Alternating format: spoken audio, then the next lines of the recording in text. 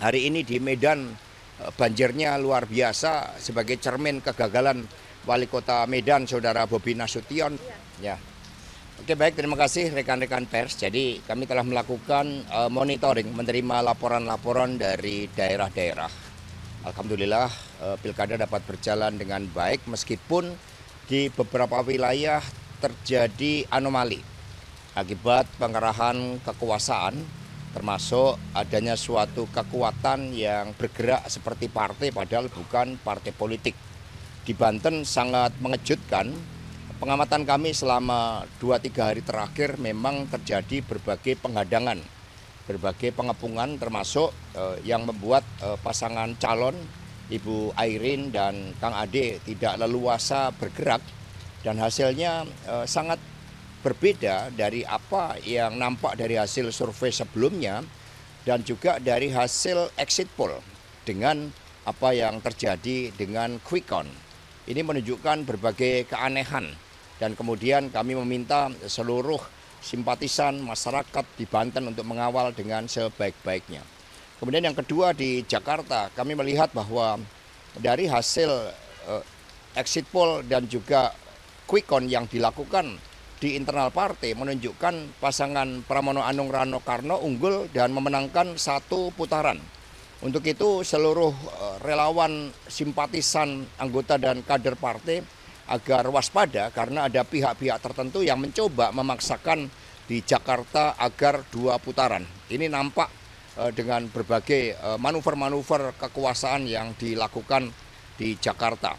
Meskipun kita lihat masyarakat Jakarta relatif terdidik, kemudian melek informasi, daya tahan demokrasi itu berhasil dibangun dengan baik. Kemudian yang ketiga di beberapa wilayah sudah ada laporan seperti Bali berhasil dimenangkan, Sulawesi Utara menang, Kalimantan Barat, NTT menang tipis, kemudian beberapa wilayah seperti Kalteng, Riau itu juga berhasil dimenangkan, di Papua Selatan, di beberapa wilayah Jogja hampir semua dimenangkan oleh PDI Perjuangan. Ini menunjukkan bahwa di wilayah-wilayah yang bukan target operasi itu praktis kami bisa menghadapi berbagai tekanan meskipun sumber daya logistik itu sangat terbatas.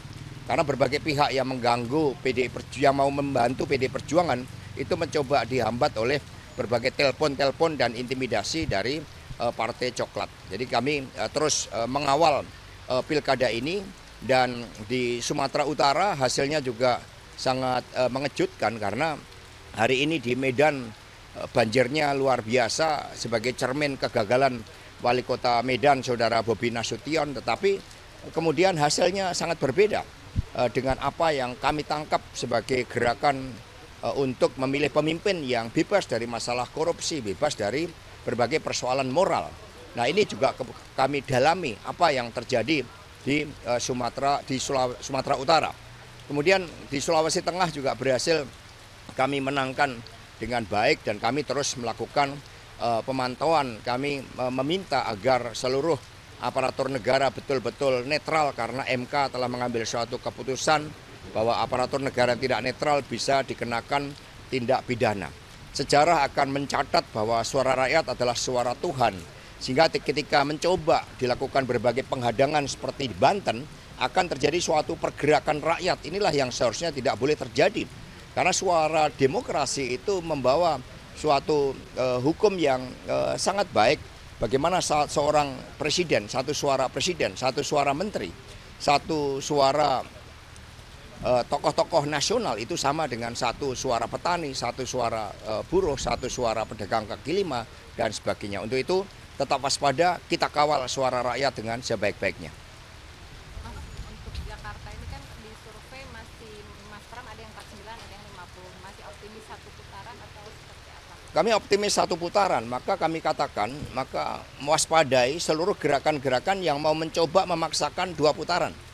Karena ini kan sebelumnya disampaikan oleh Pak Jokowi yang mencoba kalau tidak bisa mengalahkan Mas Pram bagaimana dibuat 2 putaran. Ini dari berbagai informasi terdekatnya, maka kami tegaskan bahwa berdasarkan data-data di internal partai termasuk exit poll, Mas Pram itu 53%. Mas, ada arahan dari Ibu Ketua Umum untuk menyikapi anomali-anomali yang terjadi? Terhadap berbagai anomali, Ibu Ketua Umum, Ibu Megawati Soekarno Putri akan menyampaikan sikap politik beliau yang nanti akan disampaikan kepada rekan-rekan pers. Berarti ada harapannya ini kan masih terus menunggu hasil akhir yang real gitu ya. Berarti harapannya ada pengawalan gitu ya dari masyarakat juga.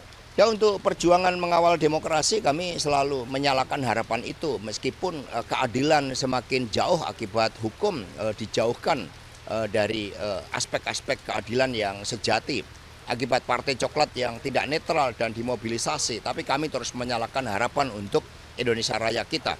Dan mari kita kawal perhitungan secara berjenjang, perhitungan manual, dan KPU harus menyediakan seluruh dokumen-dokumen C1 agar masyarakat sipil itu juga bisa melakukan pengawalan. Kami akan kawal suara rakyat karena itulah suara Tuhan. Pak, kan tadi kan sudah dijelaskan bahwa dari PDIP internal kan percaya untuk pilkada DKI Jakarta kan 1 putaran. Tapi kalau dari internal juga menyiapkan nggak sih Pak untuk skenario jika terjadi 2 putaran gitu? Ya, kita jaga karena skenario dari pihak-pihak yang ingin mendorong 2 putaran itu telah kita dengar sejak Pak Jokowi turun di Jakarta. Hanya skenario ini bisa dipatahkan karena masyarakat Jakarta itu terdidik. Kemudian bergabungnya sosok seperti Mas Anies, Mas Ahok, Bang Yos, Bang Foke itu menunjukkan kepemimpinan Mas Pram yang menyatukan dan bersama dengan kekuatan rakyat mampu menjadi benteng demokrasi, menjaga marwah demokrasi yang ada di Jakarta. Jadi kami tetap meyakini Mas Pram, Rano Karno 1 putaran itu kalau fair, itu kalau jujur, dan seluruh simpatisan masyarakat Jakarta mari kita kawal agar ini benar-benar 1 putaran. Tapi reaksi dari Ibu Mega sendiri melihatnya kayak gimana sih Mas? Ini kan di daerah kayak daerah-daerah besar di Jawa sendiri, di Jabar, Jawa Tengah, Jawa Timur, dan Banten ini kan, dan cahayanya cuma kelihatan ada di Jakarta nih. Di wilayah lainnya di Jawa itu kelihatannya banteng ini di babak belurkan gitu, Mas Hasto. Itu reaksi Bu Mega sebenarnya gimana? Ya, semangat militansi dan perlawanan sebenarnya sangat kuat. Hanya kami kan bagaikan melawan negara. Partai Coklat ini kan mendapatkan sumber dana yang luar biasa. Kalau kita lihat kasus Sambo misalnya, itu kan diindikasikan saudara Roni Talapesi memiliki data-data bagaimana keterlibatan dengan judi online. Mengapa judi online dibiarkan, tidak diberantas sejak ketika kasus Sambo itu muncul? Karena ini digunakan dan disinyalir dana-dana yang begitu besar itu masuk di dalam operasi-operasi politik. Ini yang kemudian harus kita lawan, kita tegakkan. Jadi PD Perjuangan terus berjuang. Pada masa Pak Harto saja kami berani untuk melakukan suatu perjuangan meskipun kantor partai sampai dibakar, sampai diserang, tetapi kebenaran pasti akan menang. Ya. Ya. Mas, nanti di sini mau kemana Mas? Mau ke mantan mantau Kuitang? Oh, ke DPP PDIP? Ya, in case ada Bapak nanti bisa di DPP. Makasih ya Mas. Ya.